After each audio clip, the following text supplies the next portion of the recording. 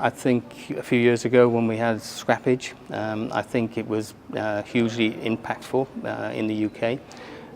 I think scrappage increases the volume of sales, which will increase the revenue through tax. I think the market is going to be very unpredictable next year. I think a scrappage program would be a way of securing the position for 2017. You know, I definitely think some of the high-cost tactical business that is done by all manufacturers will see a decline. So I can see the overall market declining next year. But I certainly feel that from experience of the last scrappage schemes, the cost to the government is quite neutral. So I can't see it's a huge risk on their part to think of something, you know, in the vein of doing something similar next year. It can't be a bad thing. I'd be slightly nervous about the message it sent out in terms that there's a panic about to happen, because that's what scrappage was brought in to address the last time.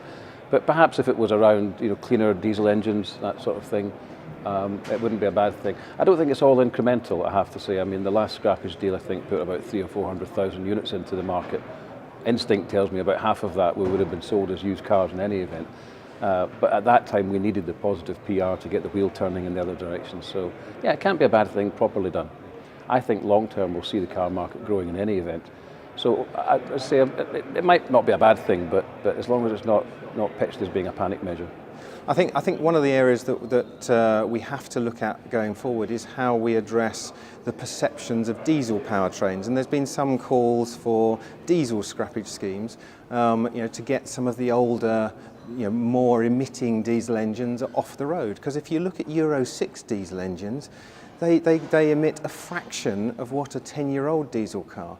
And if the authorities are real about cleaning up the environment, then we really should be looking at how we get newer diesel products and get all the advantages of a diesel powertrain, but in a way that is much cleaner to the environment. I think it's far easier to rationalise the need for a scrappage scheme on diesel. I think it's very difficult to argue when the car market is at record levels for any sort of government support. You know, people are buying new cars in numbers that we've never seen before. Going to government and saying, and therefore we need a scrappage scheme, I think is a really difficult argument to put to government. I think if the government were to introduce a scrappage scheme, perhaps on the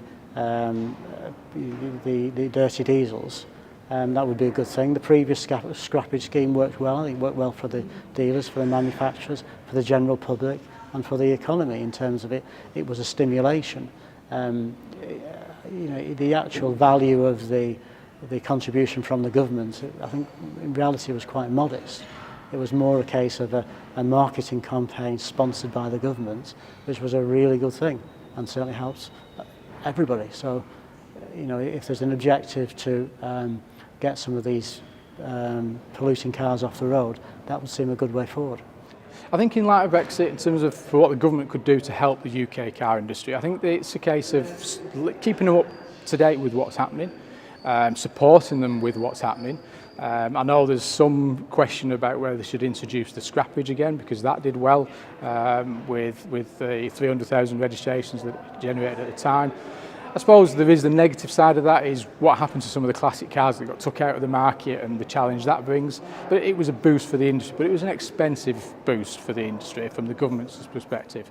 But I think, you know, that may get looked at. I know there's been talked about, you know, they've talked about it before. And then you've got obviously the diesel side of things. You know, we're seeing the pressure a little bit on diesel now. That gap between the petrol and diesel is starting to show. And obviously you've got your petrol hybrids, your EV coming into the market that are growing month on month. So I think there's and the manufacturers are starting to respond to that now. But yeah, I think from an industry point of view and the government, I think it's a case of if they can do some things like that around scrappage to support the dealer network, then that's just positive.